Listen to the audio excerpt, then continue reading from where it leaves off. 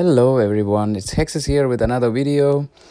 Before we get into the topic of today, be sure to click that subscribe button and leave a comment saying that I subscribed, and I would respond to each one of your comments personally. So today's topic is about attack gear for our castles, and when we are talking about attack gear, it means when we are using our troops in player versus player scenarios like Void Wars, Savage Lands, or Elite Wars, or even Star Ruins. All of these events where we are attacking other players, these gears are becoming valid, and today we will look at the forged gear that is from our Blacksmith for the troop focus, that is mages and the different front lines that we are using. So this is for mage players, and then we will talk about infantry and cavalry separately. And without further ado, let's go into the Mage Infantry setup, and we will only talk about gear levels from level 30 onwards, because we're getting there super fast anyways, and it's not worth it to actually dwell on the lower level gears. And we will go up to level 40.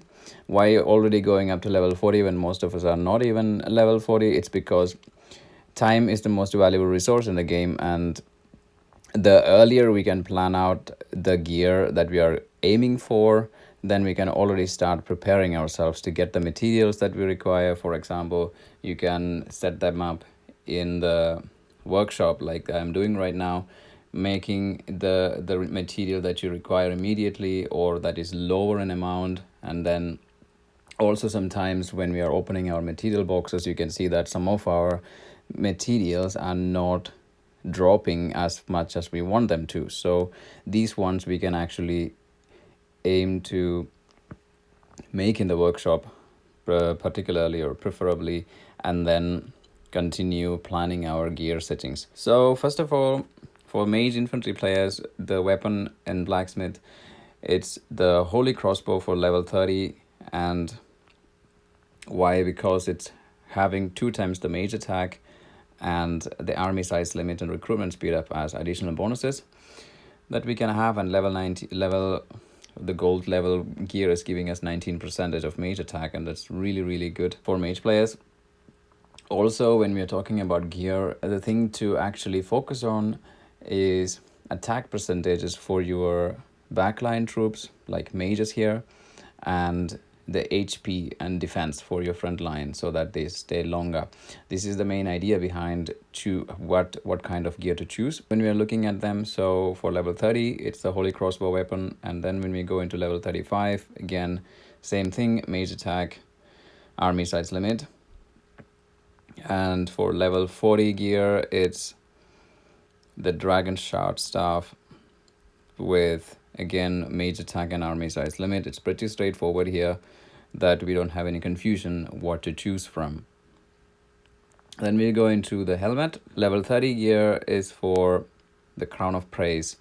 This is mainly because the infantry hit points are the focus here. Archer HP is there, which is not relevant for mage players, but the 2 times infantry HP is the best for level 30 gear in terms of infantry front line, and that's what we're going to pick up.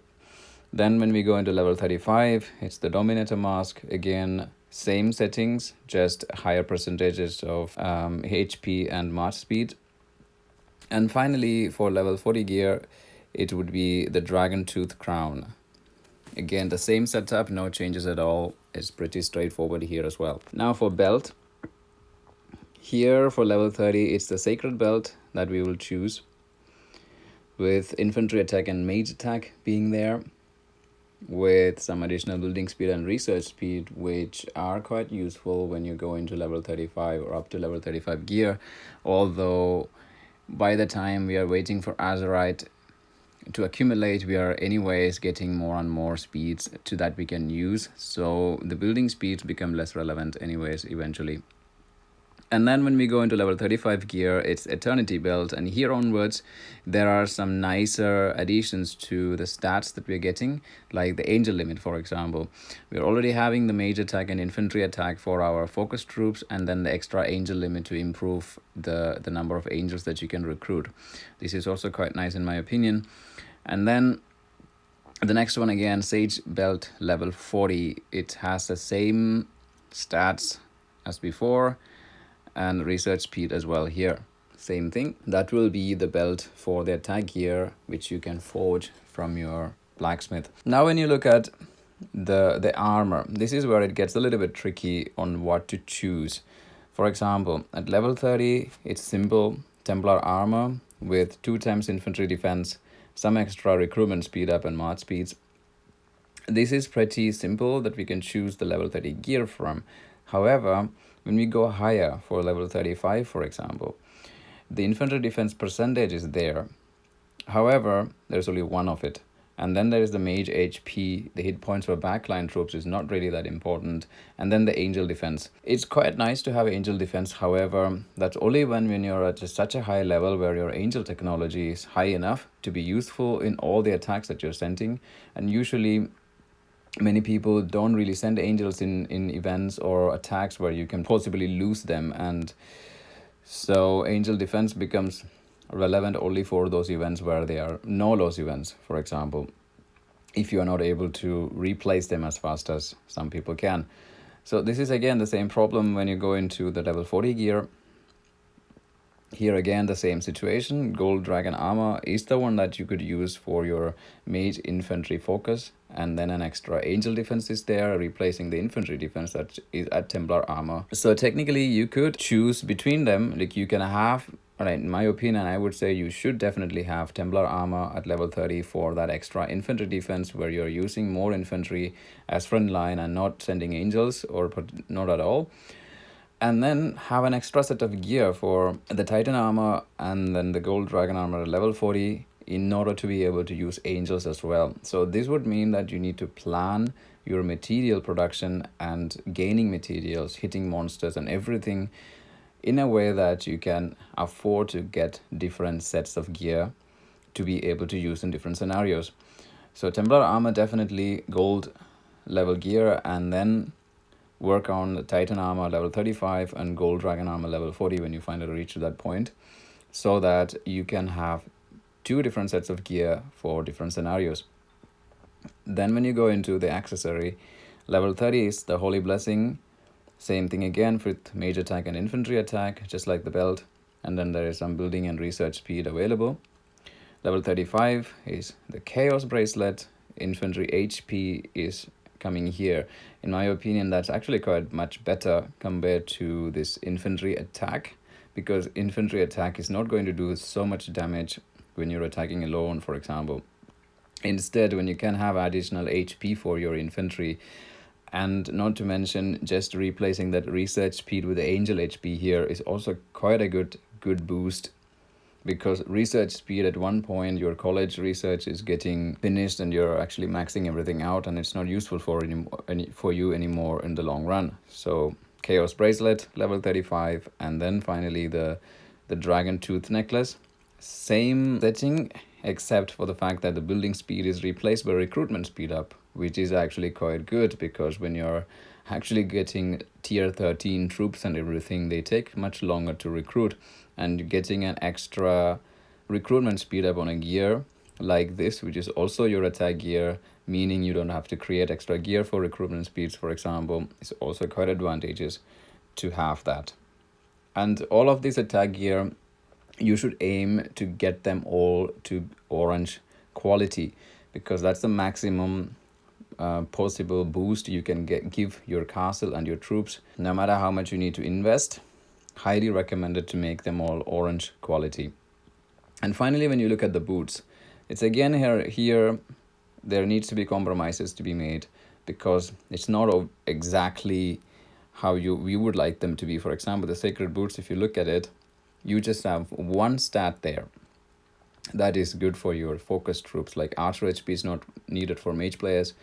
Then the monster attack speed and stamina recovery are the secondary reasons for why you would want to create this gear. They are also going to be quite useful for your azurite production and the extra material gain and everything. And then when you get into the level 35, it's again the dragon hide boots, because you can see that the mage HP now is replaced by infantry attack, and then the archer HP is still there.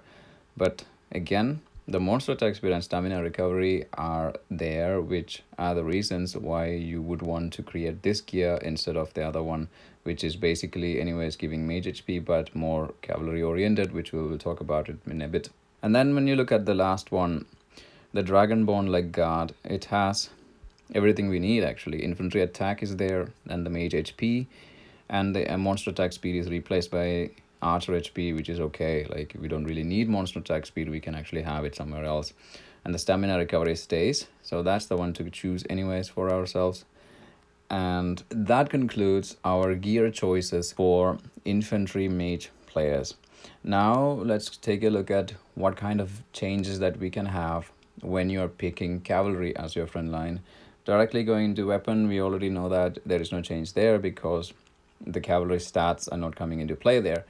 Now the first thing to change will be the crown or the helmet itself, where Templar crown at level 30 will give us cavalry HP 2 times instead of the infantry HP for the crown of praise that we chose for the infantry players. And this one has additional bonuses like the army size limit and recruitment speed up, so quite good to have it. Level 35 royal crown, instead of the recruitment speed we have angel limit, so it's also quite good to have for cavalry players. You already are making this as your attack gear, so you get additional angels for making this as well. And then when we go into the last set will be the guardian helmet, that again has the cavalry HP 2 times and then the army size limit 1700 here for the base levels, and then the recruitment speed up is back. We will talk about recruitment speeds and everything in another video. There is an interesting situation here. For example, the infantry attack and mage attack are the ones that we picked for our mage backline. However, as a mage backline, again, you could have cavalry 8 points instead of the mage attack when you're using cavalry as the front line. However, the mage attack is very important here for our belt, because in another gear this will be compensated for us. I would recommend keeping the eternity belt for mage attack, and depending on how much HP you can gain from other gear for your cavalry, you can switch them out and see what happens, because the radiance belt will have angel hit points as well on it. Then the sage belt and the guardian belt, same situation, cavalry HP and angel limit, so this would be more preferable for archer players, so we will keep the same thing. And then at the level 30 gear for armor, here again there's a small difference when you're comparing to the infantry. The gear like armor of hymns here will have cavalry defense and then mage defense. Instead of 2 times cavalry defense, we only have 1 set available here, so that's something to keep in mind. However, you have extra stamina recovery and building speed as additional bonuses that will compensate for it, although I recommend people to make this gear extra even if you're not a cavalry player, so that you have extra stamina recovery going on for you. And then the celestial armor is definitely the one to go for at level 35, because you have 2 times cavalry defense and stamina recovery as well on this gear, so that's pretty straightforward. And then when you go into the last set is the guardian breastplate, which is again quite a nice gear bonus here, because cavalry defense is there, and on top of that angel attack, because angel attack is another thing that is quite difficult to achieve, and here you are having on top of your frontline focus, you get an extra angel attack as well as bonus, which is super nice in my opinion when you're using angels in an attack. And then when you go into the accessory, again mage attack is the bonus here that you look for. Then going into boots, there are a few things that you could try here. For example, sacred boots again for mage backline for level 30 gear.